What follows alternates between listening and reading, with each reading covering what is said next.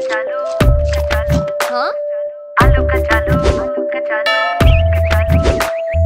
आलू कचालू बोले सुन ले बहना, बंदर ने लिया छीन मेरा खिलौना। मैं एक लड्डू खा रहा था, बंदर का मन ललचा रहा था। मैं भी उसी को चिढ़ा रहा था, उसको भी गुस्सा आ रहा था। मेरा खिलौना भी वहाँ पड़ा था, बंदर भी उसी के पास खड़ा था। मेरे खिलौने को झट से लिया, बदला चिढ़ाने का पूरा ले लिया। आलू कचालू से बोली बहना, हाँ? भैया तुम मानो मेरा कहना।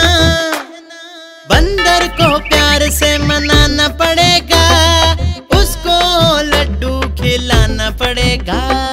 बहना ने बंदर को पास बुलाया, लेकर खिलौना लड्डू खिलाया। बहना ने बंदर को पास बुलाया, लेकर खिलौना लड्डू खिलाया।